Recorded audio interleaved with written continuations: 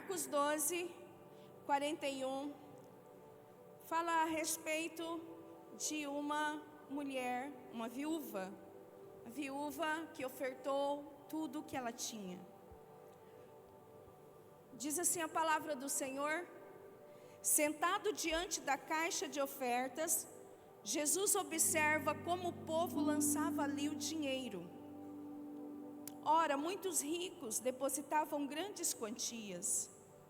Vindo, porém, uma viúva pobre, lançou 2 pequenas moedas, correspondentes a 1 quadrante. E, chamando os seus discípulos, Jesus disse: em verdade lhes digo, que esta viúva pobre lançou na caixa de ofertas mais do que todos os ofertantes, porque todos eles deram daquilo que lhes sobrava. Ela, porém, da sua pobreza, deu tudo o que possuía, todo o seu sustento. Amém? Nessa noite nós vamos entregar nossos dízimos e as nossas ofertas. E a palavra para que nós venhamos a refletir antes de fazer isso é Marcos. Nesses versículos, o Senhor, Ele reforça não a importância de uma quantidade. A Bíblia diz aqui, no versículo 41, na parte B do versículo, diz assim: Jesus observava como o povo lançava ali o dinheiro. Ora, muitos ricos depositavam grandes quantias. Os ricos estavam colocando ali grandes quantias. Muitos iam até lá e punham as suas quantias ali. E o Senhor estava observando todas essas coisas. Mas, quando chegou a viúva pobre, no versículo 42, ela colocou apenas 2 pequenas moedas, que correspondia a 1 quadrante. E o que Jesus fala para os seus discípulos no versículo 44? Que aquela viúva, ela deu tudo o que tinha. Porque os ricos, eles davam o que sobrava, mas aquela mulher não. Sabe o que Jesus quer nos ensinar? Uma das coisas aqui é que não é a quantia que você deposita, é o seu coração, a fidelidade que está no seu coração. Porque é muito fácil quando você tem condições, você está dizimando, você está ofertando. Mas quando você não tem, e muitas vezes nós estamos nessa condição, o Senhor está ali olhando para ver a fidelidade do meu coração. Se eu vou me preocupar em pagar a fatura do cartão, ou se eu vou ser fiel a Ele em meus dízimos e as minhas ofertas. Essa mulher aqui, ela era uma pessoa pobre. Ela não colocou grandes quantias. Ela colocou apenas as 2 moedas. Mas as 2 moedas representavam um coração fiel a Deus. Isso demonstra com estas palavras que Jesus verdadeiramente, Ele não está preocupado se um irmão dizima R$120 e se o outro dizima R$1.500. Não é isso. O Senhor está olhando a fidelidade de cada um de nós, independente do valor que nós ofertamos, que nós devolvemos para o Senhor, dízimos. O que o Senhor quer? Que você e eu, nós venhamos a caminhar em fidelidade, em honestidade conosco mesmo. Um coração limpo diante de Deus, um coração limpo diante dos homens, de que jamais você faz alguma coisa para se aparecer, mas você faz porque você ama a Deus. Essa mulher, ela deu tudo o que tinha, porque ela amava a Deus, porque ela quis fazer isso. Ela não foi forçada a fazer aquilo, mas ela fez aquilo por amor ao Senhor. Então que nesta noite, ao trazer o seu dízimo e a sua oferta, você possa pensar nisso. Que o nosso coração, ele possa ser doador. Que o nosso coração possa ser generoso, verdadeiramente. E que nós possamos ser transparentes e reconhecer. Se até o dia de hoje você não foi fiel em seus dízimos e as suas ofertas, porque você fala assim, mas se eu colocar lá 100 reais ou 50 reais, isso não vai fazer diferença. A questão não é o valor, a questão é a fidelidade. E quando nós somos fiéis no pouco, sobre o muito o Senhor nos coloca, porque Ele sabe que não são as coisas desse mundo, como dinheiro, bens e riqueza, que vão desviar o nosso coração. Ele sabe que Ele pode contar comigo e com você, que o nosso coração é reto diante dEle. Então que você possa meditar nesta palavra, que você possa ser fiel em tudo que o Senhor colocar nas tuas mãos. Amém? Com alegria nós vamos agora ofertar e dizimar. Você pode estar pegando seu envelope com os irmãos, você que não fez ainda. Vamos nos colocar de pé.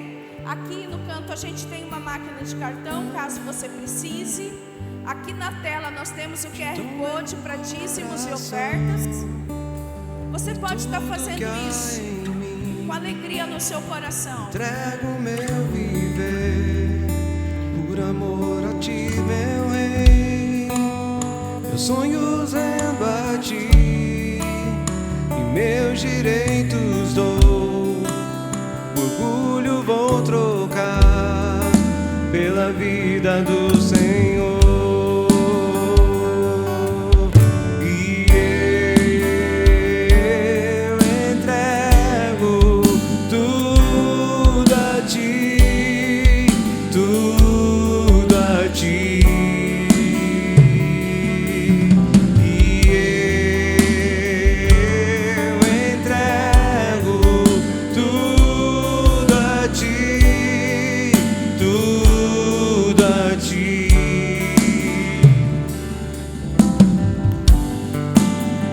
Canto esta canção de entrega a ti, Jesus, e o que o mundo dá eu deixo aos pés da cruz, por conhecer a ti, a teu nome dá louvor, sentir tua alegria, partilhando tua dor.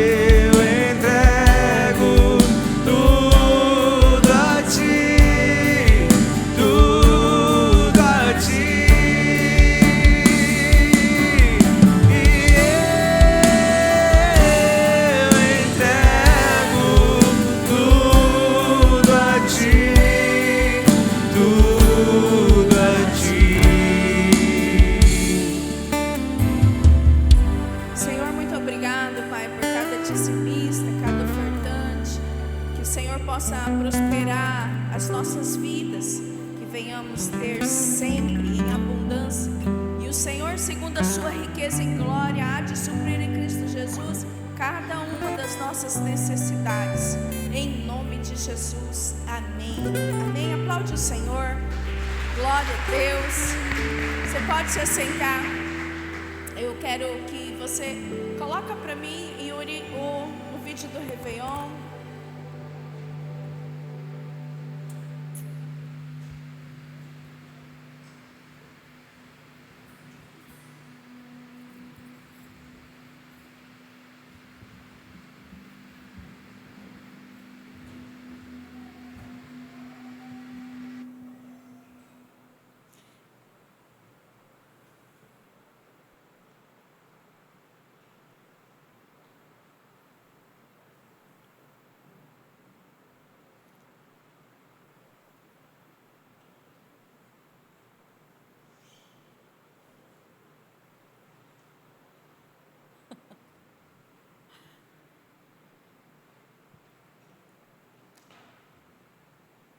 Irmãos, nós vamos ter o nosso Réveillon Luz do Mundo, amém? Deixa eles procurando lá. Achou? Meu Deus, estava passando aqui no início. O que foi? Está travado?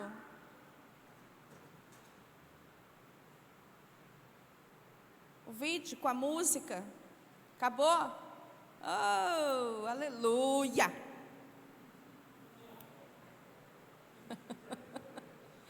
Irmãos, é o seguinte, nós vamos ter o nosso Réveillon, Luz do Mundo. Pela primeira vez nós vamos fazer aqui no prédio, um grandioso churrasco. E nós vamos nos reunir aqui para celebrar. Vai ter uma retrospectiva muito top. Vamos ter várias coisas que vão acontecer nesse período que nós vamos passar aqui até dar a meia-noite. O que eu quero pedir para você encarecidamente? Que hoje você reserve o seu ingresso. Por quê? Porque é limitado, tá? Nós vamos colocar mesas, cadeiras e nós não vamos poder fazer isso de última hora. Não tem como. Então você vai pegar com a pastora Glaziele, eu não sei onde que ela está. Cadê a pastora Glaziele? Vai estar lá na portaria, ela está lá no fundo, ó. Você vai pegar o seu ingresso. Ah, mas eu não vou acertar hoje. Não tem problema. Você tem certeza que você vem? Então pegue o seu ingresso e você pode acertar até domingo que vem. Ah, passa cartão, faz do jeito que você puder. Mas o que não pode é você deixar para pegar de última hora, tá bom? Tem outras pessoas que já estão me procurando, que nem estão aqui na nossa reunião, que elas vão querer estar aqui junto. Vocês estão entendendo? Então, dias de festa, aparecem pessoas. E muitas vezes vocês poderão ficar de fora.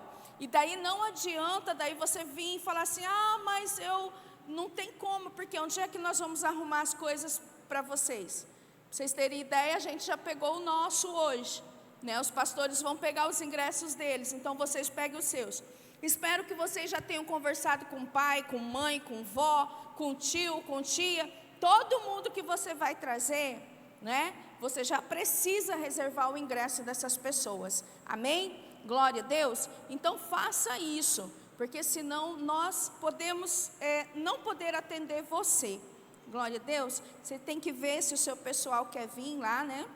Seu pai, né? O pessoal dele lá. Vocês têm que ver essas coisas o quanto antes e nos dar a resposta. Hoje mesmo ainda falei com alguns irmãos e eles já estão verificando, né? Tem uns tios, uns parentes, o irmão João parece que já pegou para uns parentes que vai também estar aqui conosco.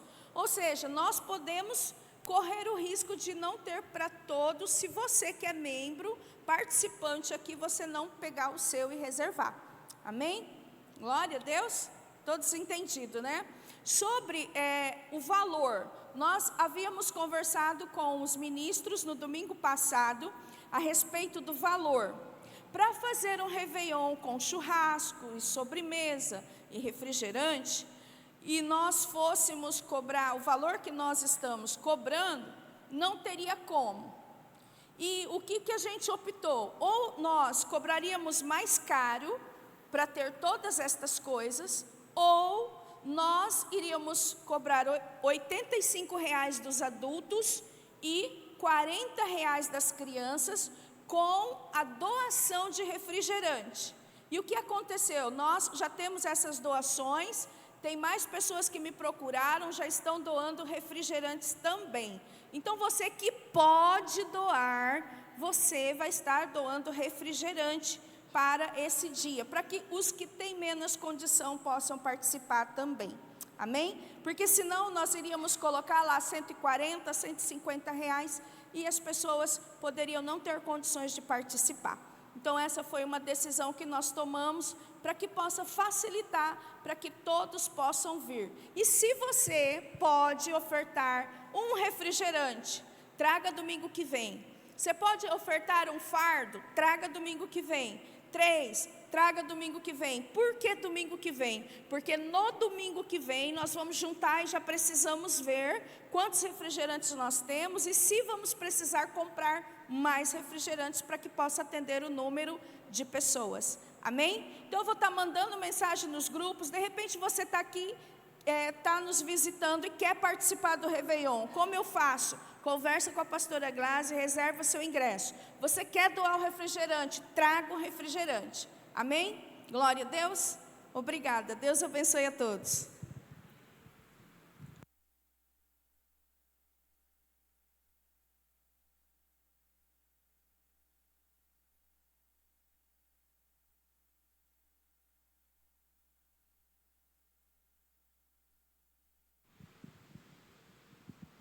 Aleluia.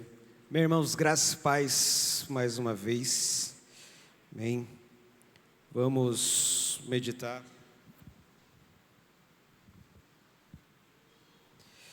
Quero começar lendo um texto no Evangelho de Lucas, capítulo 19. Os irmãos vão passando ali os textos. A gente vai passar por vários versículos. Quero falar nessa noite sobre uma natureza doadora. E aí começar com uma história que acho que é bem conhecida da maioria de vocês. História de Zaqueu. Vou ler só 3 versículos. Lucas 19, versículo de 8 a 10. Diz assim: Zaqueu, por sua vez, se levantou e disse ao Senhor, Jesus: Senhor, vou dar a metade dos meus bens aos pobres. E se extorquir alguma coisa de alguém, vou restituir 4 vezes mais. Então Jesus lhe disse: Hoje houve salvação nesta casa, pois também este é filho de Abraão, porque o Filho do Homem veio buscar e salvar o perdido. Amém? Vamos orar. Senhor, nós somos gratos por essa oportunidade nessa noite, estarmos aqui, e te louvamos, Deus, pela tua palavra, por esse tempo, por aqueles que puderam estar conosco, por aqueles que vão assistir online, Senhor Deus, essa mensagem que chega ao coração daquele que o Senhor destinou desde a eternidade, Senhor, para fazer algo na nossa vida, para nos transformar um pouco mais à imagem de Jesus. Essa é a nossa oração. Amém e amém. Amém? Vocês se lembram que Zaqueu, aquele homem, né? A gente lembra da musiquinha que canta lá, Zaqueu pequeno, quase um anão, né? Não sei se a música exagera um pouco, mas diz que ele era um homem de baixa estatura, e desejando ver Jesus que passava ali na sua cidade, ele sobe numa árvore e ali Jesus o vê, e Jesus então diz: Zaqueu, desce depressa, porque convém eu ir para a tua casa. E Jesus estava na casa de Zaqueu. Alguns homens religiosos da época emitem uma crítica ali, né? Os haters da época vão dizer: mas como assim Jesus comendo na casa de um pecador? E Zaqueu, por sua vez, né, eles tinham a vez deles falarem. Zaqueu também teve a sua vez de falar. Ele falou assim: Senhor, é isso que eu vou fazer. E é interessante, porque esse texto para nós é um exemplo de como o amor de Cristo por nós é tão grande, que não importa o nosso passado, não importa o que fizemos. Essa é uma história de amor. Ela diz para nós que independente do passado, o Senhor pode e quer transformar a nossa vida. E é importante falar pode e quer, porque teve uma outra situação real, que um homem leproso, doente, agora eu não lembro se era lepra ou se era cegueira, o que ele tinha, depois alguém me ajude.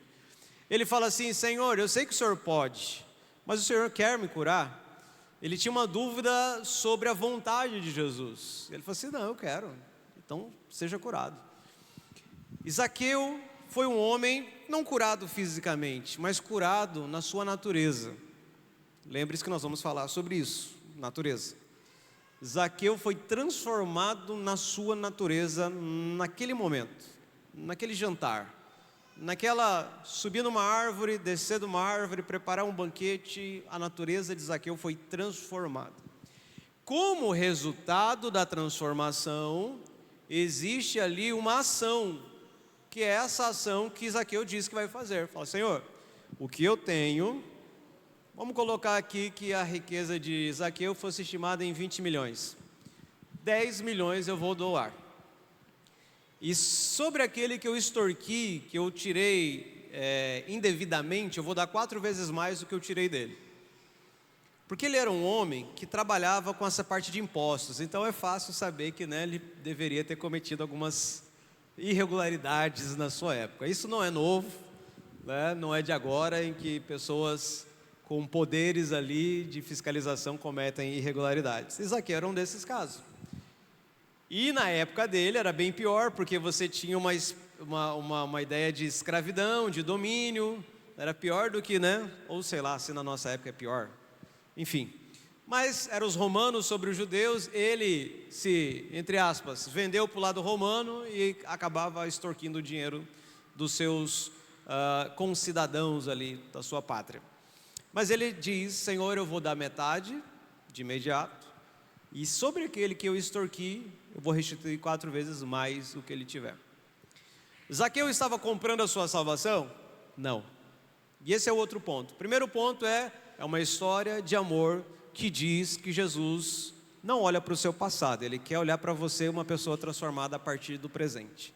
Mas é uma história também que mostra que um verdadeiro encontro com Jesus muda a natureza da pessoa. Isso é um fruto.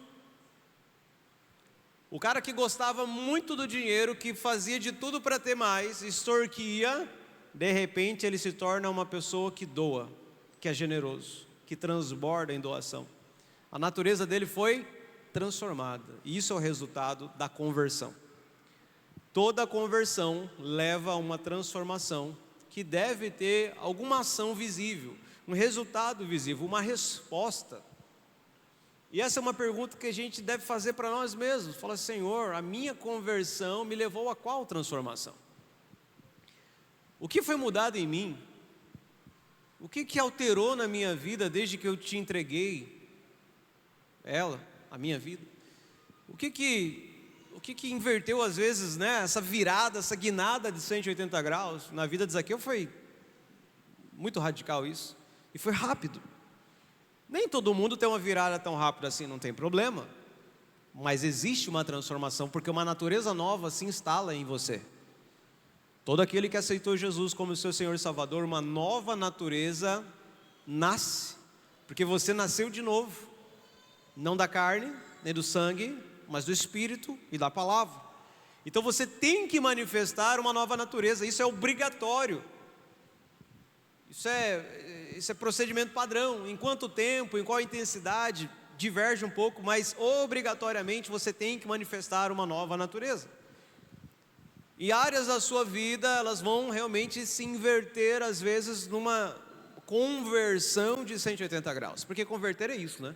É mudar de direção, e às vezes é tão assim radical que é impressionante. Principalmente quando é assim, rápido, como foi o caso de Zaqueu. Então, o dinheiro salva ninguém, mas o verdadeiro encontro com Jesus, né, é que gera a nossa salvação. A gente não pode, e aí eu vou falar um pouco sobre essa natureza doadora, eu vou entrar nesse assunto de dinheiro, de contribuição, de colheita, de semeadura, que é o que nós temos falado nos últimos domingos. A gente não pode deixar que o dinheiro atrapalhe a nossa conversão, nem a nossa vida cristã. O dinheiro não pode nos impedir de ter um verdadeiro encontro com Jesus. E sobre isso, então, eu quero começar primeiro ponto falando sobre a pobreza.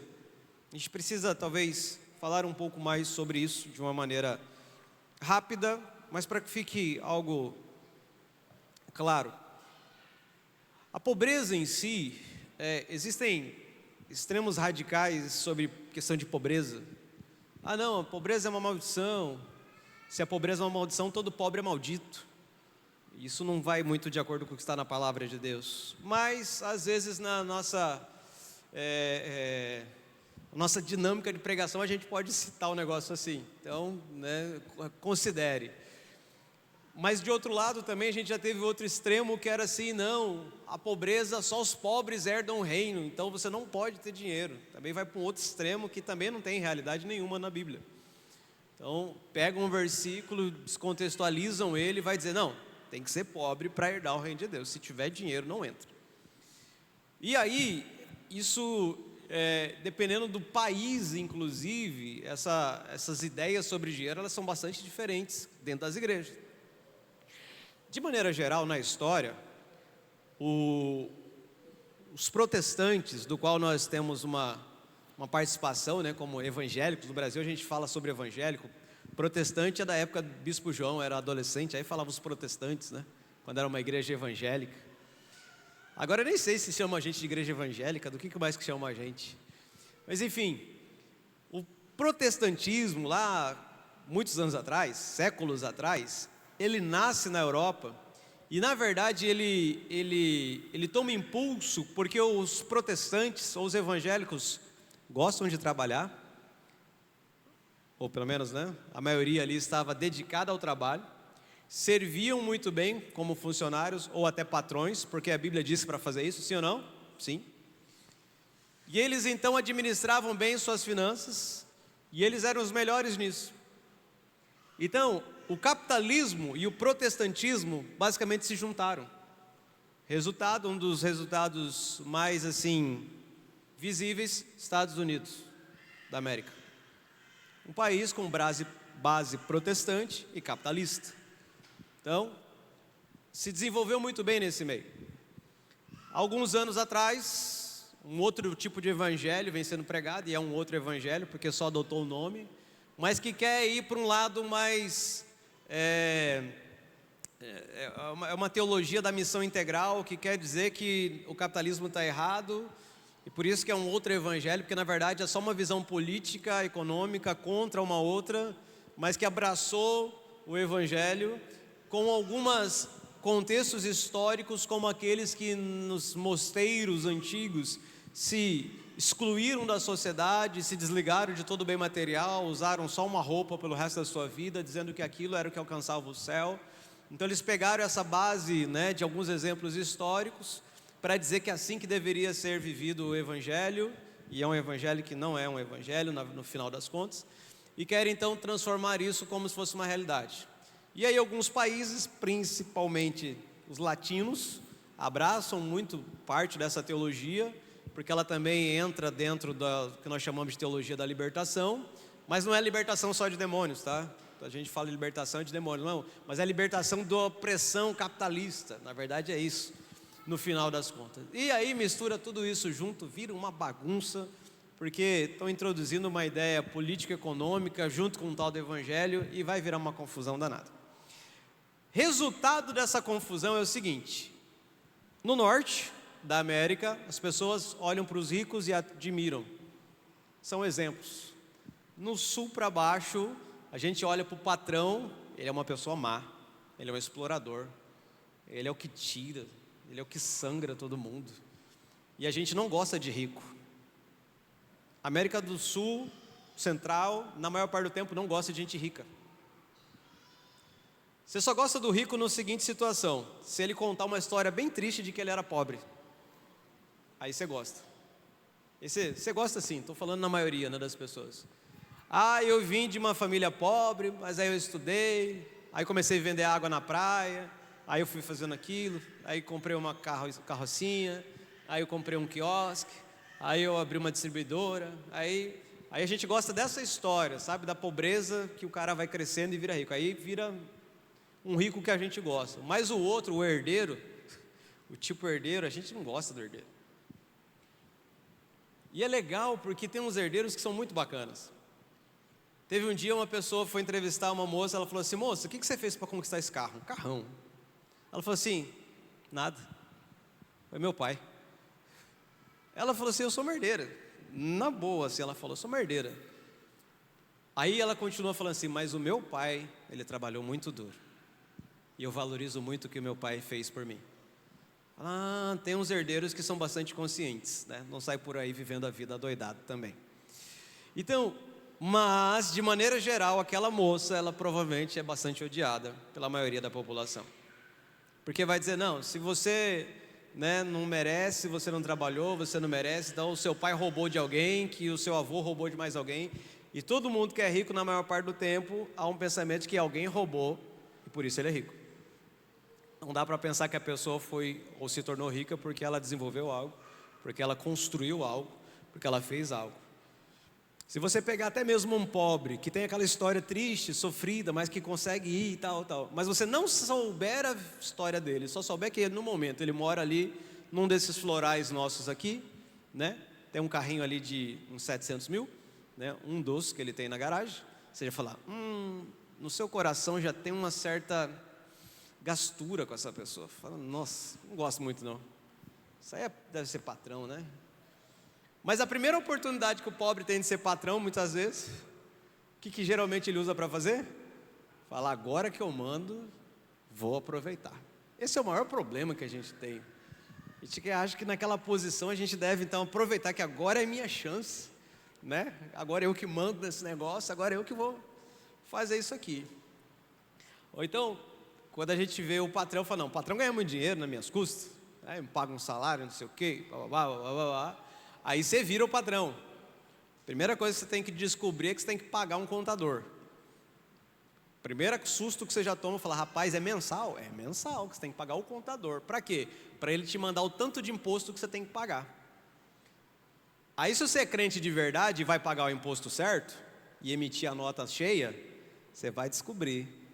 Você vai até chorar. E você vai mandar um presente para o seu patrão. Fala, patrão, como é que você aguenta esse negócio? Não aguento isso não.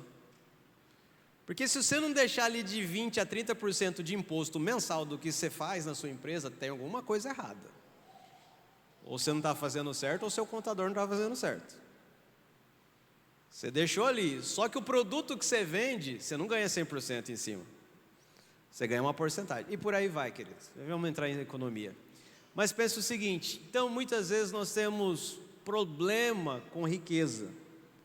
E a gente, no sul, esse é o nosso dilema, a gente está mais acostumado com pobreza, admira-se mais, exalta-se mais, mas muitas vezes a gente vai, e aí entra nessa incongruência, né? Puxa, mas pobreza não é maldição? De fato, o que a pobreza ela é? Ela é uma consequência da queda do homem. Não era para termos pobres sobre a face da terra. A pobreza ela é uma consequência da queda de Adão. Não era para ter gente pobre na terra. Mas os pobres sempre vão existir sobre a face da terra. E aí vamos ler alguns versículos, só para terminar essa ideia sobre pobreza. Pobreza ela não é maldição, mas ela não é o ideal, por ser uma consequência do pecado.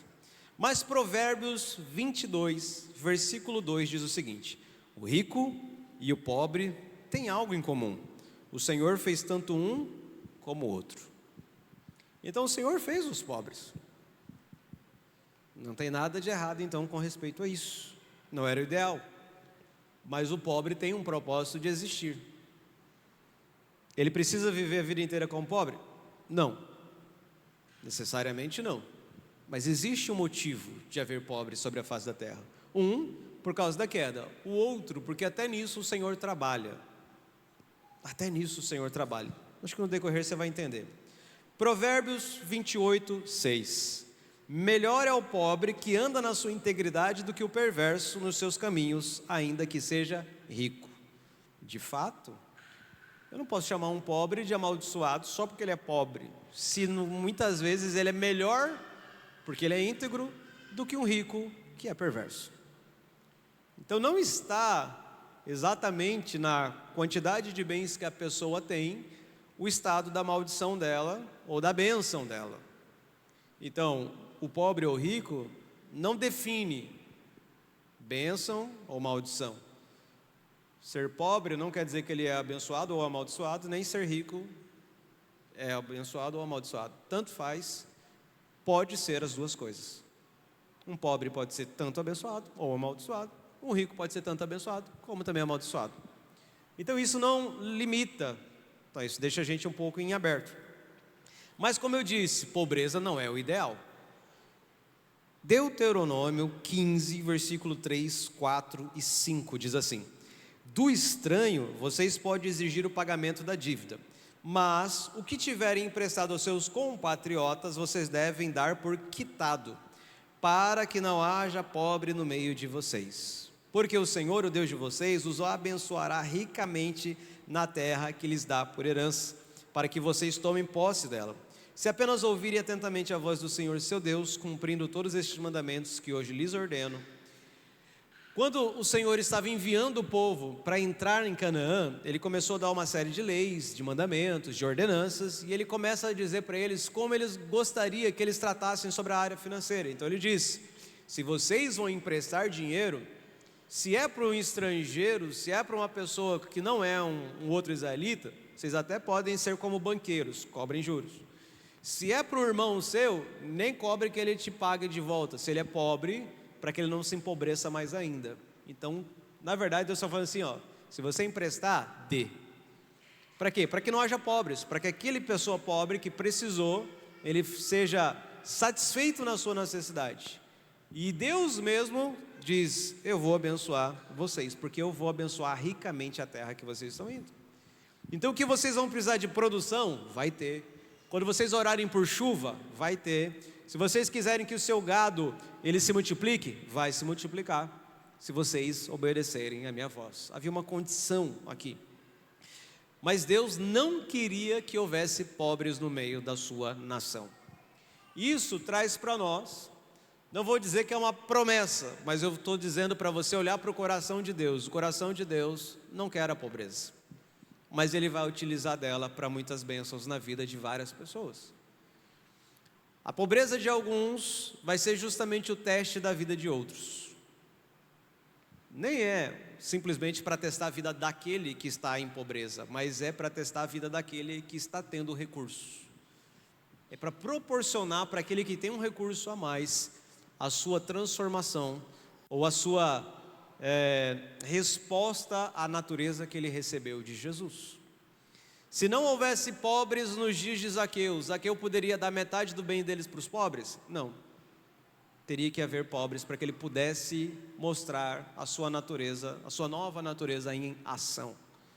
Então, eles vão sempre existir, né? É um versículo que diz que os pobres, em Deuteronômio já estava escrito, depois Jesus mesmo repete o texto no Novo Testamento, os pobres vocês sempre o terão no meio de vocês, eles sempre vão existir, em todos os lugares, e nós sempre teremos a oportunidade de mostrar a nossa nova natureza diante dessas situações. Então, sobre pobreza, não significa que o pobre em si está amaldiçoado naquele momento, que ele está em pecado, por isso ele não tem dinheiro, por isso que ele não prospera, mas é às vezes uma oportunidade que nós temos para sermos generosos na vida daquela pessoa. Sobre ter menos e ter mais, um segundo ponto.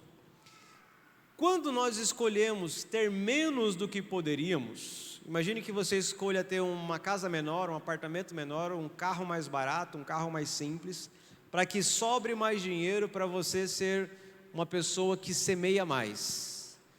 Não quer dizer que você está escolhendo pobreza, você está escolhendo generosidade. Não sei se você já pensou, passou pela sua cabeça sobre isso. Como assim?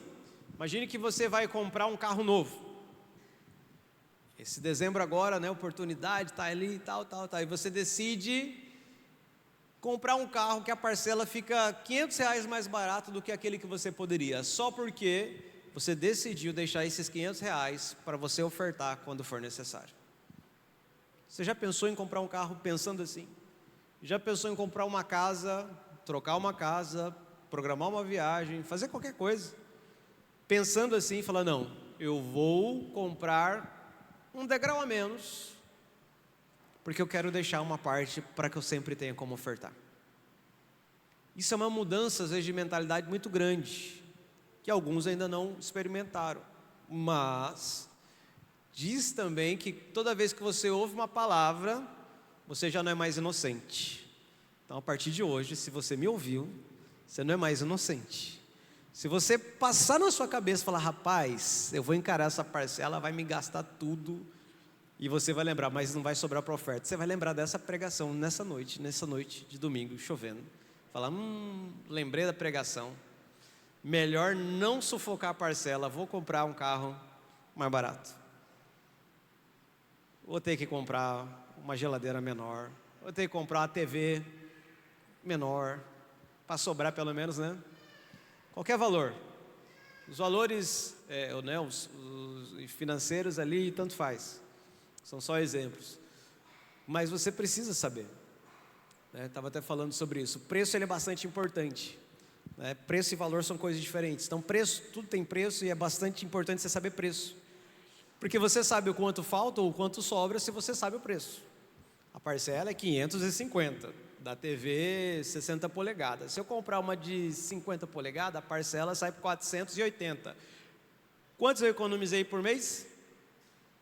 De 550 para 480, R$70. Isso é preço. Então eu tenho agora para ofertar pelo menos R$70 no mês, que eu não vou comprometer. Então o preço é bastante importante. O valor disso é diferente. Quer ver um exemplo bíblico sobre preço e valor? A oferta da viúva. Qual era o preço da oferta dela? 2 pequenas moedas. Qual era o valor? Tudo o que ela tinha. O valor pode ser muito caro, muito alto. O valor de uma carta que você recebeu escrita à mão de uma pessoa. O preço de tinta sobre papel, baratinho. O valor da carta, você não vende ela. Então, preços e valores. O preço da tua oferta pode ser 70 por mês, mas qual é o valor disso tudo? Pode ser bastante alto. Fala assim, rapaz, eu sacrifiquei um negócio que eu queria para poder fazer aquilo que eu sei que tem que ser feito. Então, o valor da tua oferta está muito mais do que os R$70, que é o preço dela. Né? Preço em reais. Então, escolher ter menos para ter mais. E aí a gente se qualifica, vou colocar essa palavra, é como se a gente se qualificasse para falar para Deus, falar, Senhor, eu estou pronto para a prosperidade sobrenatural. Aí vamos falar da palavrinha mágica, prosperidade, que é outra palavra que já é controversa. Não, vai falar sobre prosperidade, aí já é um negócio que ficou meio também esquisito. Mas irmãos, prosperidade, ela é bíblica. Ela está dentro de todo o contexto bíblico. A alma generosa, ela prosperará. É lei espiritual. Prosperidade é uma coisa espiritual, não tem jeito. Agora, para que eu quero prosperar? Prosperidade tem propósito.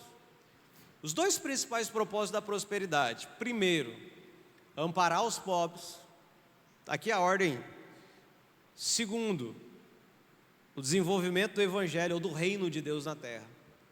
Nós temos 2 grandes propósitos com prosperidade: evangelho, expansão, reino de Deus, sua casa, tudo que envolve isso, e também as pessoas, os que precisam, né? Os pobres, os necessitados. Veja, por exemplo, vamos lá, Tiago capítulo 1, no versículo 27. Tiago 1, 27 diz assim: a religião pura e sem mácula para com o nosso Deus e Pai é esta: visitar os órfãos e as viúvas nas suas aflições e guardar-se incontaminado do mundo.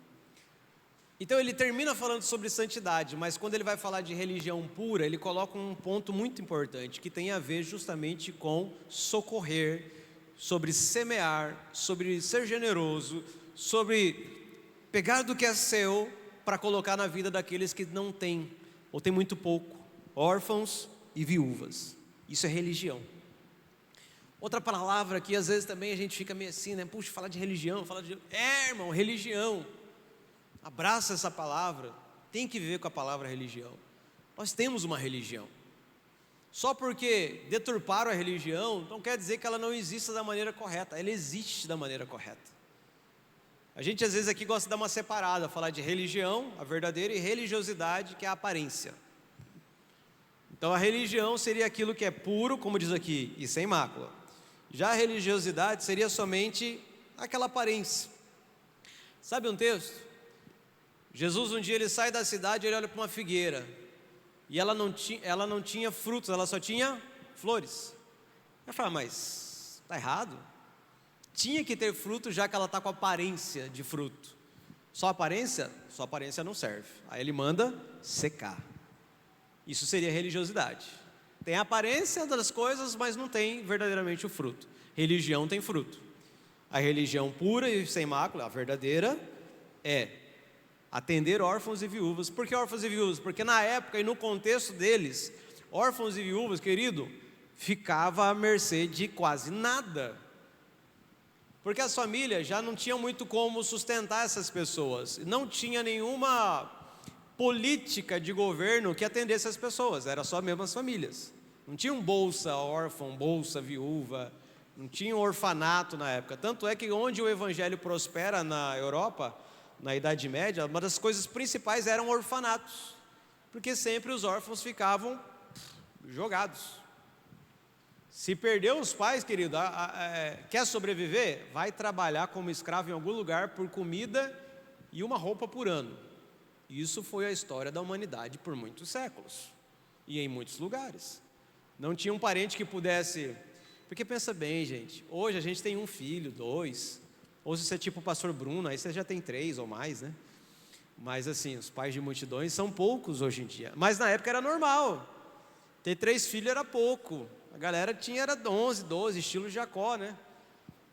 Aí o pai e a mãe, o seu irmão, sua irmã morre e deixa mais 10 filhos lá. Irmão, você ia abraçar mais 10 para sua casa? Pensa num negócio desse. Difícil. Então os órfãos ficavam bem complicados, viúvas também. Então essa religião verdadeira, ela tem ações. E isso é propósito de prosperidade. Irmão, é errado prosperar? Não, não é errado prosperar. E é bom, já que pobreza não é o ideal, sair da pobreza é bom? É claro que é bom. Ou se é. Mas tem propósito. Quer sair da pobreza com o propósito certo? Pense sobre as duas coisas. Pense sobre necessitados, pense sobre a obra. Salmo 146, 9. O Senhor guarda o estrangeiro, ampara o órfão e a viúva, porém transtorna o caminho dos ímpios. Olha esse texto devagar. O Senhor guarda. Pensa num guarda. Tem gente aqui que já trabalhou de guarda, né? O guarda de uma casa, ele fica perto ou longe da casa? Perto. O guarda de um carro forte, ele fica perto ou longe do carro forte? Né? O Senhor guarda quem? O estrangeiro. Quem mais? O órfão e a viúva. Se Deus guarda o estrangeiro, o órfão e a viúva, ele fica perto ou longe deles? Se você vai lá atender o estrangeiro, o órfão e a viúva, quem que você vai encontrar perto desse órfão, da viúva e do estrangeiro? O Senhor. Todas as vezes que a gente vai atender, se você se chegar a essas pessoas, você vai acabar encontrando com o Senhor. É inevitável. Toda vez que você atende essas pessoas, você também tem um encontro com Ele. Talvez você não o veja, talvez você não sinta o cheiro, o perfume dele, mas Ele está lá. Ele está lá. É por isso que nós temos até promessas. Provérbio 19, 17. Quem se compadece do pobre, ao Senhor empresta, e este lhe paga o seu benefício. Isso foi transformado, acho que no ditado, né? Quem dá ao pobre empresta a Deus. Mas é um texto bíblico. Quem se compadece do pobre, ao Senhor empresta, e este lhe paga o seu benefício. Provérbios 22, 9. O generoso será abençoado, porque dá do seu pão ao pobre. Isso é uma lei espiritual. Isso nem é só uma promessa, isso é como uma lei. Por isso tem gente que nem frequenta uma igreja, mas tem sido abençoado por Deus. Quantos de nós tem uma história que tem aquela tia, aquela vozinha que vivia compartilhando a carne dela, a mandioca que ela colhia, ela dava para os vizinhos, o ovo que ela, pegava das galinhas, ela já saía repartindo. Hoje ainda quem tem uma mangueira no quintal, já pega as mangas, pendura na sacola, na grade de casa, só para os vizinhos pegar. Ainda existe em um outro lugar, tem gente que faz isso. São pessoas que, do pouco que elas têm, elas sempre compartilharam. E elas envelheceram com felicidade, elas envelheceram com um coração generoso e um coração em paz. Porque o generoso, ele será abençoado, porque ele dá o seu pão, compartilha, ele reparte com o pobre. Então, não é necessário nenhuma revelação nova, nenhuma palavra profética do momento, para que você comece a compartilhar do seu dinheiro com pessoas que têm menos. Não é necessário nada, um eis que te diz assim, o Senhor te diz, eis que te digo, o Senhor fala assim, o leão rugiu, que você tem que compartilhar, Não, é um negócio que ele vem com a nova natureza. A única propósito, talvez, nessa noite é só relembrar você ou despertar isso em algumas situações. Nós precisamos experimentar isso que está na nossa natureza nova, a parte doadora. A parte doadora. Salmo 67, versículo 1 e 2. Salmo 67. Diz assim: seja Deus gracioso para conosco, e nos abençoe e faça resplandecer sobre nós o seu rosto, para que se conheça na terra o teu caminho e em todas as nações a tua salvação. Como eu disse, quais são os propósitos corretos para prosperar? Falar: Deus, eu quero prosperar, porque eu quero atender necessitados e eu quero fazer com que o evangelho se expanda. Que o Senhor seja gracioso para conosco. E aí você vai entender que essa graça também tem a ver com recurso, já no próximo ponto, porque prosperidade é graça. Mas quando a gente pede: Senhor, seja gracioso conosco, Senhor, não nos deixe faltar nada, nem a unção, nem o conhecimento da palavra, nem os obreiros, nem os recursos. Para que o quê? Para que se conheça na terra o teu caminho e em todas as nações a tua salvação. Nós vamos precisar de toda a graça de Deus para levar a salvação a todas as nações. A gente precisa. E aí é importante uma coisa que eu vou dizer, se você estiver anotando, talvez essa frase é bastante importante que você anote. Tudo o que é feito sobre a terra, termina nesta terra, com exceção daquilo que é feito para o desenvolvimento do reino de Deus. Tudo que é feito sobre esta terra, termina nessa terra, com exceção daquilo que é feito para o desenvolvimento do reino de Deus. Porque aí você colocou algo para a eternidade. Então nós estamos num tempo finito, coisas temporais, e a gente está fazendo, a gente está trabalhando, a gente está estudando e tal, mas tem algo que eu possa fazer que vai repercutir na eternidade? Tem. E a minha prosperidade, a sua prosperidade, ela pode ter esse eco na eternidade? Com certeza. Aquilo que você fizer pelo desenvolvimento do reino, aquilo que você fizer de acordo com o que está aqui, necessitados, reino ou obra de Deus, você vai fazer ecoar para a eternidade. Você vai fazer ecoar para a eternidade. O teu carro que tu comprar vai ficar aqui, a tua casa, o teu apartamento, a herança que tu deixar, a roupa, o sapato, a TV, a viagem, tudo vai ficar aqui, não tem problema, tá ok? Mas você precisa entender que há algo que você deve entesourar para a eternidade. E se você quer ser um investidor da eternidade, a dica foi dada. Falando sobre prosperidade, 2 Coríntios 9, 8, diz assim: Deus pode tornar abundante em vocês toda graça, a fim de que, tendo sempre em tudo ampla suficiência, vocês sejam abundantes em toda boa obra. Irmão, o contexto aqui é totalmente claro, estamos falando sobre oferta, estamos falando sobre dinheiro, sobre doação. E aqui, quando ele vai utilizar a palavra graça, é isso que é interessante, o contexto aqui vai nos dizer sobre o que é graça. Porque a graça, ela tem alguns significados. De maneira geral, quando a gente fala sobre graça, ela é algo definido como beleza, né? Graça. Se Deus é gracioso, Jesus é gracioso, nós estamos falando muito de beleza, daquilo até que nos atrai para adoração, contemplação. Então graça tem bastante a ver com isso, isso é a graça objetiva.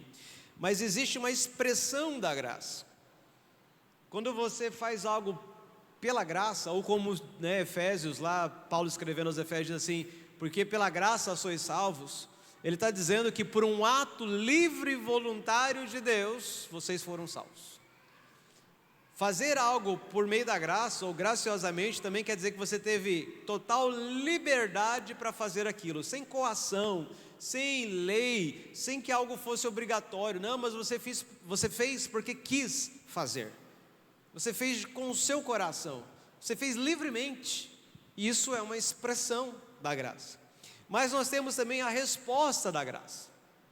A resposta da graça é: quem experimentou graça, a sua resposta correta é ser gracioso também.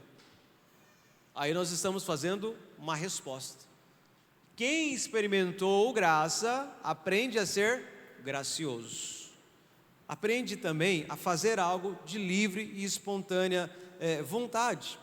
Então, nós temos um exemplo, não vou ler, mas o texto está lá em Mateus 18, de um homem que devia muito dinheiro para o seu senhor.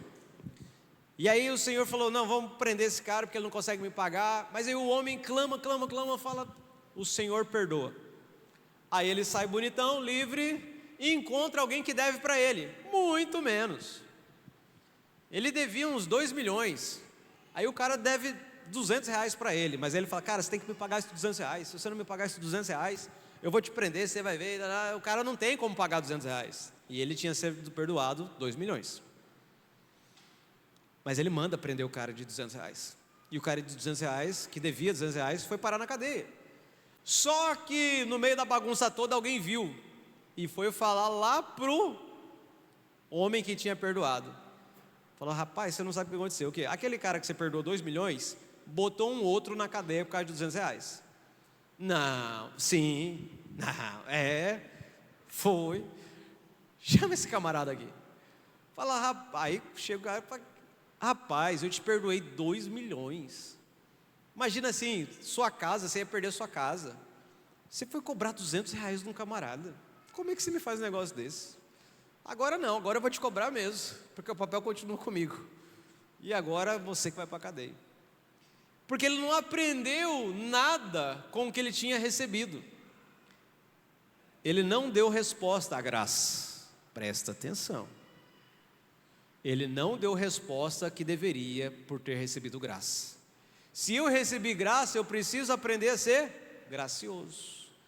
Porque se eu não aprender a ser gracioso, eu posso perder a graça que eu recebi. Então se liga nisso. Se eu não aprender, eu posso sofrer consequências seríssimas. Seríssimas. A graça é a própria natureza de Deus. Deus, ele é doador. Deus, ele é quem dá. Nós vamos ler o texto de Tiago mais para frente, mas ele todo dom, toda dádiva vem dele. É a natureza de Deus essa questão da graça. Ele não exige, na maior parte do tempo, nada de nós. Ele já nos deu. Quando ele exige uma obediência, na verdade ele te deu como obedecer. É como se ele falasse assim, olha, eu quero que você pegue essa encomenda e leve daqui até lá. Mas aí ele te dá o carro, ele te dá o combustível, ele paga a tua carteira de habilitação. Se você não sabe dirigir, ele te ensina a dirigir. Ele faz tudo por você, para você levar daqui até lá aquela encomenda. E depois que você cumpre, ele ainda te dá mais uma recompensa. Ele te deu toda a condição e ainda te dá uma recompensa. Isso é graça. Agora, como nós que recebemos tamanha graça, não vamos corresponder assim?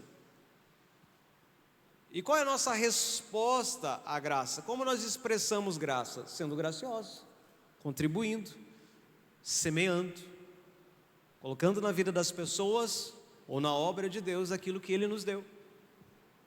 Aí nesse texto mesmo, 2 Coríntios, só vamos pular para o versículo 10 e 11. E Deus que dá semente ao que semeia e pão para alimento, também suprirá e aumentará as sementes e multiplicará os frutos da justiça de vocês. Assim vocês serão enriquecidos em tudo para toda generosidade, a qual, por meio de nós, resulta em orações de gratidão a Deus. Paulo aqui menciona 2 categorias de dinheiro. Dinheiro, semente e pão. Quando você pega teu salário, teu ganho, teu lucro, como você consegue os valores, talvez você... Hoje a gente nem olha, né? Porque está lá na conta. Se você pega em dinheiro de papel, você está fazendo como os incas e maias, né? Sabe, eu deixei uma nota de R$100 na minha carteira, ficou 3 meses, eu não achei como fazer. Falei, antes que ela estrague, eu vou lá no posto de combustível, vou mostrar. Tenho certeza, não, até deixei, foi com a minha esposa. Falei, amor, abastece com esses R$100. Provavelmente o cara deve ter olhado para a nota assim, falando, o que é isso? É verdadeiro isso aqui? Que cara não usa mais, né? Eu não uso. Mas os mais antigos, né, pegavam dinheiro E como é que você olhava ali e falava, não, mas o que é semente e o que é pão? Ou quando você olha no seu extrato bancário, caiu lá, depósito, chegou o Pix, a notificação, o que é pão, o que é semente desse Pix que eu recebi? O que é? Na verdade, isso está dentro de você. É uma lente, um óculos que você vai ter que colocar e enxergar. Vamos exemplificar que você recebeu R$1.000. O que é pão e o que é semente dos R$1.000? Bom, não vou falar em valores, mas eu vou falar o significado. Pão é aquilo que dos R$1.000 você vai usar para você. Semente é aquilo que dos R$1.000 você vai pegar e vai contribuir. Você vai semear. Você vai plantar na obra ou na vida de alguém. Isso é semente. Se você semeia, o que é o resultado? Quando alguém, um fazendeiro, coloca uma semente na terra, o que ele está esperando? Colheita. É o normal, né? Às vezes colhe muito mais, às vezes colhe um pouco menos, às vezes demora para colher, depende da plantação, e às vezes colhe rápido. Mas todo mundo que semeia, logicamente espera uma colheita. Agora, quem come a semente vai esperar o quê? Nada, né? No máximo fazer esterco. É o máximo. Só isso. Então, a ideia de Paulo aqui, ele fazer o seguinte: você tem necessidades pessoais? Todo mundo tem. Então você tem que ter uma parte que você usa para viver. Pão. Coma do teu pão. Mas nunca deixe de ter uma parte que é semente, para voltar para a terra, para voltar na semeadura, para investir de volta na onde for necessário. Semente é isso, é o que você doa. O que é multiplicado, o pão ou a semente? Semente. É ela que tem uma não quero falar unção, quero falar uma outra palavra. Mas ela tem, né? Ela carrega com si isso, multiplicação. O pão não. O pão ele cresce, né? Se tiver fermento ali, ele cresce, mas ele vai ficar ali, ele não multiplica. Mas a semente, ela carrega em si essa propriedade da multiplicação. É ela que carrega isso. Se todo mundo comer todas as sementes, a gente vai ficar sem comida na face da terra. E todo mundo morre em pouco tempo. E sementes são coisas bastante curiosas. Nem toda planta tem semente ou reproduz por meio de semente, mas é uma linguagem que a maioria das plantas frutíferas, né, tem. É uma linguagem que foi utilizada na Bíblia. Fica fácil da gente entender. Então, Deus, ele dá as duas coisas, pão e semente. Só que você, na sua conta bancária, vai ver um valor financeiro, uma moeda lá. Você precisa colocar uma lente espiritual e dizer: nossa, dos 1.000, isso é semente, isso é pão. Tem uma porcentagem para isso? É você que vai saber qual é a tua porcentagem. Quanto você vai investir? Se você já entrou lá na ideia, não, eu vou ter menos para semear mais, tua porcentagem vai alterando no decorrer do tempo. E ela só vai crescendo, né? Que nunca diminua a tua porcentagem, que ela só cresça e que seja algo para a glória de Deus. Mas qual é a base da nossa contribuição? E aí eu lembrei de uma história que eu deixei anotada aqui, que é bastante interessante. Um jovem ganhou um carro zero do seu irmão mais velho. E aí ele saiu com aquele carro, né, tal, todo feliz, foi dar um passeio. E no passeio, um garoto menor assim olhou para o carro e falou assim: uau, carro bonito, tio. Como é que você conseguiu?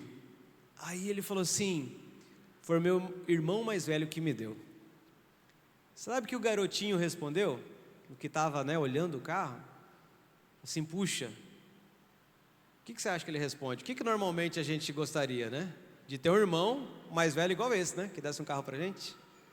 Só que o garotinho disse assim: puxa, eu queria ser o seu irmão. Por quê, né? Porque foi o irmão que deu, mas por que ele queria ser irmão do... Aí o rapaz pegou o garoto, deu uma volta com ele. Aí no final da volta foi deixar o garoto em casa. Aí o garoto saiu correndo. Na porta de casa tinha um menino na cadeira de roda. Era o irmão mais novo dele.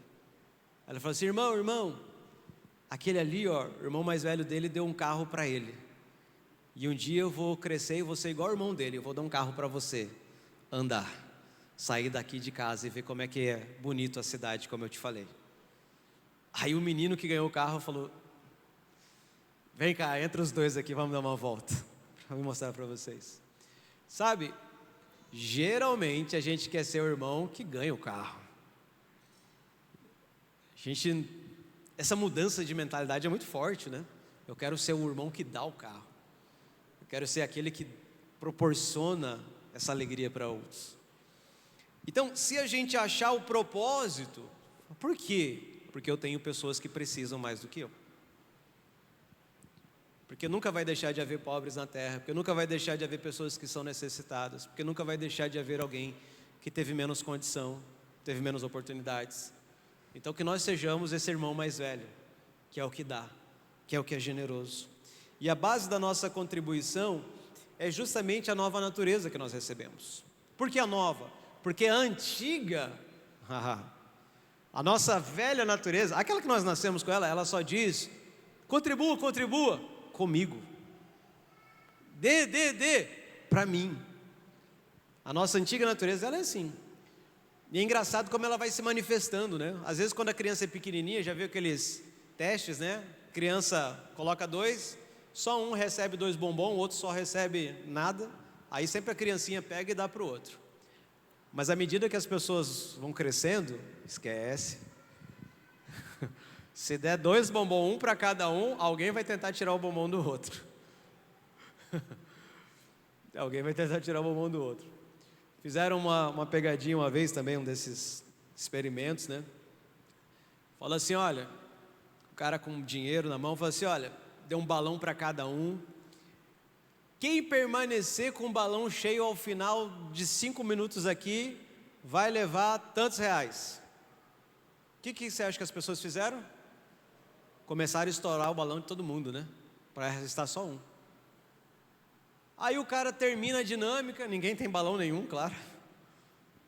Ninguém levou dinheiro. Aí o cara falou assim: gente, por que todo mundo não ficou com o seu balão?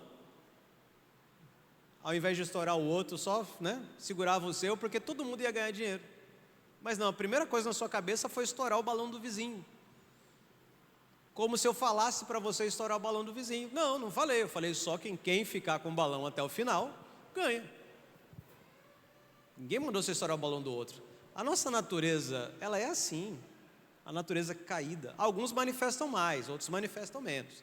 Alguns manifestam tanto que vai extorquir, lembra-se de Zaqueu? Alguns manifestam tanto que vão roubar. Alguns não manifestam tanto isso, mas a nossa velha natureza, ela é assim. E alguns vão ter mais trabalho para a sua nova natureza doadora se manifestar. Alguns vão ter menos. Alguns vão ter muito trabalho. Para me ofertar, para me dar um sacolão, para me ajudar alguém, para me tirar R$50 no final desse culto e dar para o irmão. Alguns vão enfrentar dilemas para fazer isso. Antes, quando a gente tinha dinheiro também, papel, até isso era mais fácil, né? Você pegava 50 e já dava para o irmão assim, enfiava no bolso dele sem nem... Não, esquece, depois você olha o que é isso, pronto. Agora não, agora você tem que pedir o Pix para o irmão. Irmão, qual que é o seu Pix? O irmão vai perguntar para quê? Fala, esquece, só me dá o Pix. Aí você não vendeu nada para ele, não te deve, nem você deve ele sabe que você vai dar uma oferta, né? Mas enfim, o segredo fica em que hora cai o Pix, né? Hoje a surpresa é essa, né? Que hora que vai cair? Você deixa os irmãos no suspense. Puxa, o pastor pediu o Pix, mas não mandou nada até agora. E aí, será que eu ligo para ele ou não? Podia ser agora, né? Mas enfim, Tiago capítulo 1, versículo 17. Nós vamos contribuir porque Deus, Ele é doador. Essa é a natureza de Deus, graciosa, e essa natureza que está em nós desde que nascemos de novo. Tiago 1,17: toda boa dádiva e todo dom perfeito vem do alto, descendo do Pai das luzes, em quem não pode existir variação ou sombra de mudança. Veja, toda boa dádiva e todo dom perfeito provém dele. Deus é a origem disso. Em outras palavras, Deus é constante, Ele sempre dá, Ele nunca se recusa, esse é o nosso Deus. João 3,16 é o texto mais importante sobre doação. É o texto que nos ensina tudo sobre contribuição. Porque Deus amou o mundo de tal maneira que deu seu Filho unigênito, para que todo o que nele crê não pereça, mas tenha a vida eterna. É assim que Deus dá. Deus não tem limites nisso. Tanto que Ele deu tudo, né? O tudo de Deus é Jesus. É o melhor dele. Ele não poupou o seu Filho. Então Deus também não vai reter nada daquilo que nós pedimos. Se nós pedimos, Senhor Deus, preciso de prosperidade sobrenatural para atender necessitados e avançar o teu reino, certamente o Senhor ouvirá a tua voz. Porque nós temos meios naturais de prosperarmos e temos meios que nós buscamos em Deus para isso. E os dois são ok. Você não estuda, você não trabalha, você vai para o seu trabalho, você faz, você cumpre a tua meta, você é o melhor possível em todas as situações, você estuda, se qualifica mais um pouco, e mais um outro curso, mais uma pós, mais um mestrado, mais alguma coisa, e você vai, é engraçado porque dinheiro, ele é uma semente, mas tem outras sementes para dinheiro, é legal isso, né? Trabalho é uma semente para dinheiro, estudo é uma semente para dinheiro, dinheiro também é uma semente para dinheiro. Então tem várias maneiras de você ter mais. A oração também é uma maneira para ter prosperidade. Então você investe. Agora, bastante atenção nisso. Como investidor, agora, melhor, você que é um ser eterno, ok? Você é eterno? Sim ou não? Sim. Se você entregou sua vida para Jesus, você ganhou a vida eterna. Você recebeu a vida eterna como presente. Então você é um ser eterno. Você que é um ser eterno, é lógico você só investir em coisas perecíveis, terrenas, temporais? É lógico, você só investe nisso? Você pega todo o seu dinheiro só para investir em coisas temporais? Eu acho que não tem muita lógica, né? Se você quer um ser eterno, colocar todo o teu dinheiro para coisas findáveis. Então nós precisamos aprender a colocar nosso dinheiro também para produzir coisas eternas. E tem como fazer isso? Óbvio que tem. Já dei para você as 2 dicas. Socorro os necessitados. Coloque e invista no avanço do reino. Que tudo aquilo que você faz sobre a terra vai ficar na terra, a não ser, exceção, que você faça para o desenvolvimento do reino de Deus. A nossa nova natureza doadora, ela é uma bênção. Mas isso também é uma mudança de mentalidade. Por quê? O que geralmente as pessoas ficam bastante felizes? Lembra da historinha do menino que ganhou o carro? A gente geralmente conta uma bênção quando a gente ganha alguma coisa. A gente dificilmente conta um testemunho do quanto a gente deu. Porque nem sempre tem muita alegria envolvida nisso. E esse é o grande desafio nosso. A alegria em dar, ela vem por estarmos alinhados com a natureza doadora. Se estamos dando por uma obrigação, não vem alegria, não vem generosidade com alegria. E a alegria, ela é um elemento bastante importante para a nossa vida. Nós precisamos aprender como é abençoado dar. Atos 20:35 fala que eles trazem uma frase de Jesus que não está nos evangelhos. E é bastante interessante. Atos 20:35, em tudo tenho mostrado a vocês que trabalhando assim, é preciso socorrer os necessitados e lembrar das palavras do próprio Senhor Jesus, mais bem-aventurado é dar do que receber. Então, contribuir é uma bênção, né? Se a gente pudesse fazer, claro que a gente não vai fazer muito disso, porque é bastante tentador algumas pessoas falarem apenas para se aparecer, e esse é um dos erros, né? Dar para se aparecer é uma das coisas mais erradas que tem. Dar para aparecer, dar para receber, são coisas extremamente erradas. Então eu não oferto 100 querendo receber 1.000 de Deus, está errado. Eu não oferto 5.000 para dizer, eu ofertei 5.000, né? E fazer um show por causa disso, porque se você fizer isso, você já recebeu o galardão e a recompensa. Mas o quão bom seria que internamente, pelo menos, você ficasse extremamente feliz todas as vezes que você oferta, ou todas as vezes que você ajuda uma pessoa. Puxa, consegui dar duzentão por irmão, ajudar o irmão no aluguel, consegui pagar a energia do irmão, e isso vai trazendo felicidade para você. Fala assim: rapaz, eu consegui encher o tanque do carro do irmão, fazia tempo que não, né? Olha lá, ó. Até vibrou ali. Eu consegui mandar um pix lá. Olha, de maneira geral, alguns você sabe necessidades, outros nem tanto. Mas eu sei de uma coisa: todo mundo ia ficar feliz de ganhar algum pix hoje. Isso aí é geral, né? Cinquentão. Algumas pessoas têm necessidades que a gente sabe, né? Tem irmão aqui que está grávida, cadê? Você vai lá, tem irmão grávida, tem irmão aumentando casa, tudo ali. Ali os irmãos precisam, já dá para, né, ter um bom investimento ali. Tem irmãos passando por situações de enfermidade, tem irmãos que vão casar. Então, algumas necessidades a gente acaba sabendo, né? Fica fácil falar: bom, ali qualquer ajuda vai ser muito bem-vindo.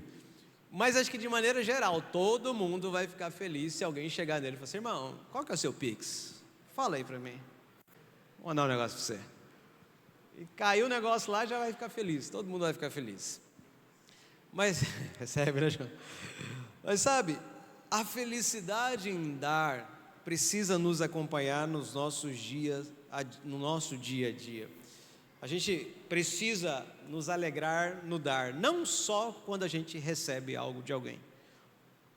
Não podemos deixar essa felicidade só quando ganhei, né? Eu fui sorteado, não sei o quê. Não, mas alegrar da mesma forma. Agora pense, talvez isso fica mais fácil, né? Balanceia aí.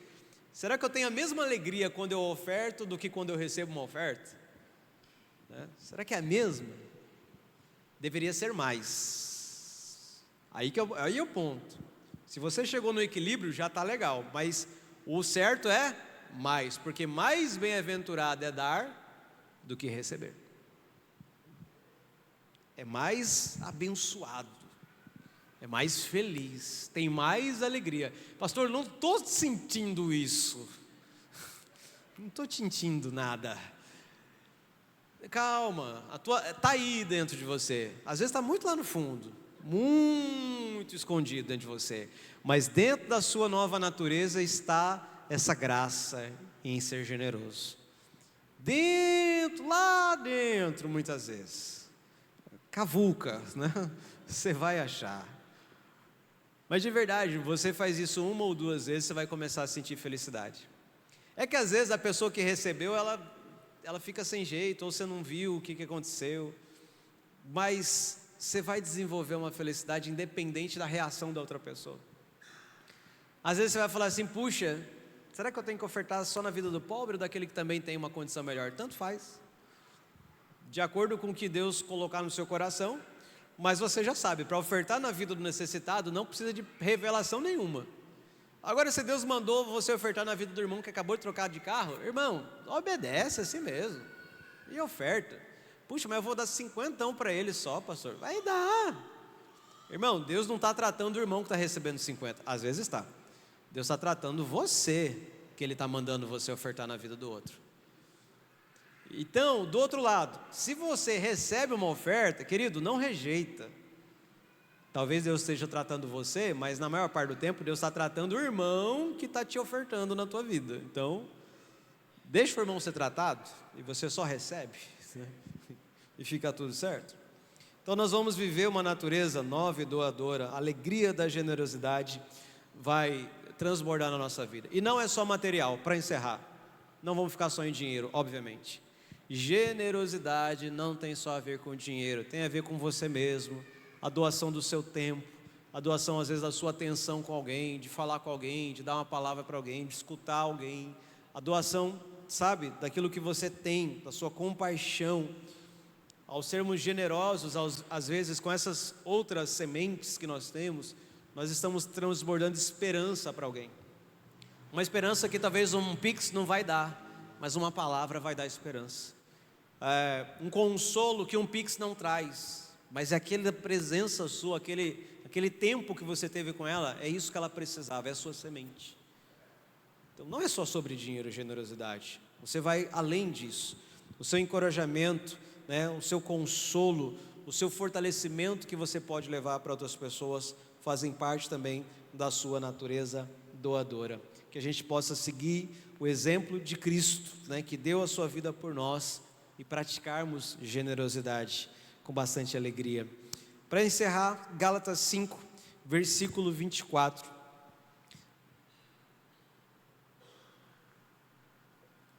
Como eu disse, a nossa antiga natureza, ela é meio resistente, mas você pode dizer para si mesmo, você pode olhar para esse texto e falar: Senhor, essa é a minha vida. Gálatas 5, 24. E os que são de Cristo Jesus crucificaram a carne com as suas paixões e os seus desejos. A nova natureza em Cristo tem o poder de transformar você.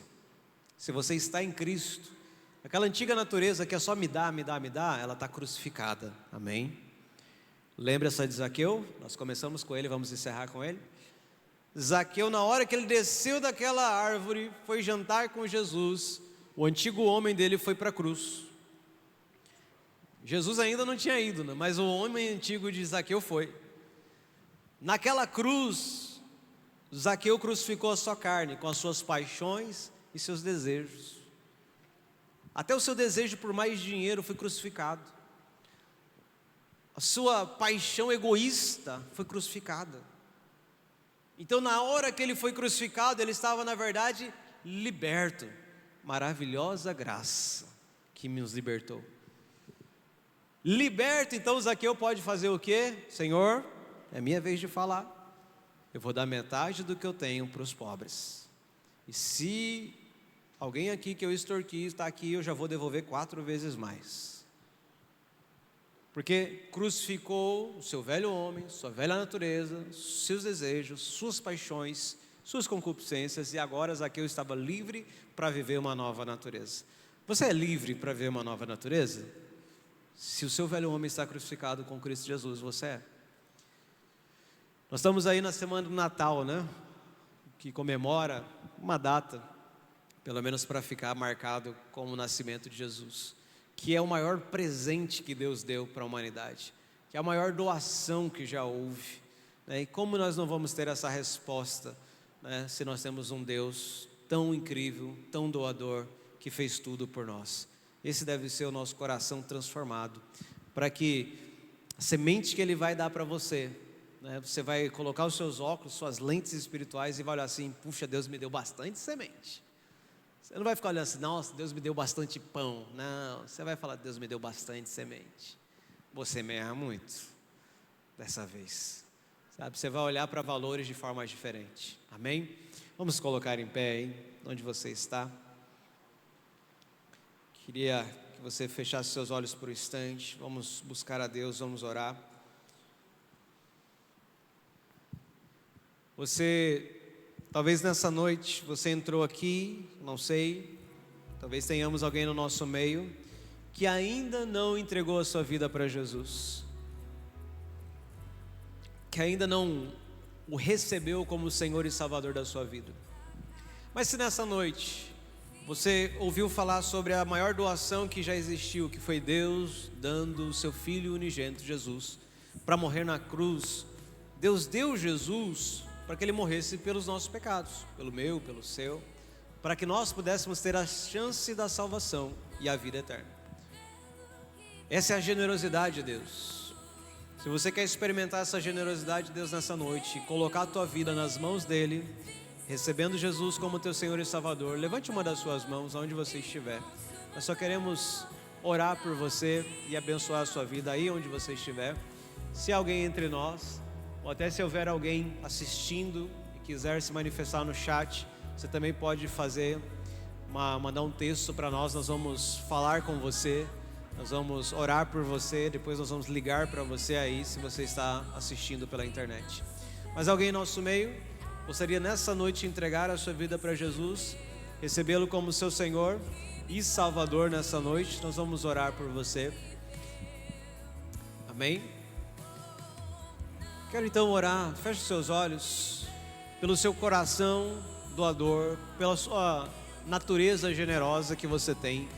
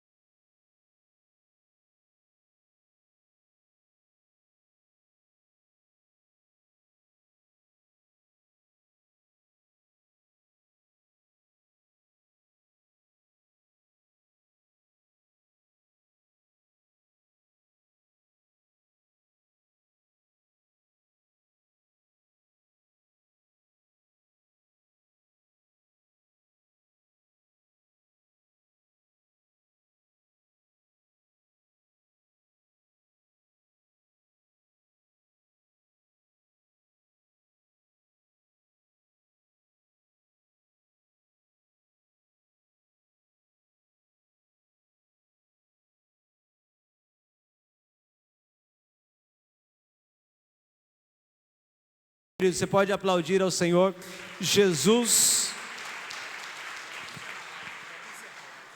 Amém? Os irmãos podem encerrar a live.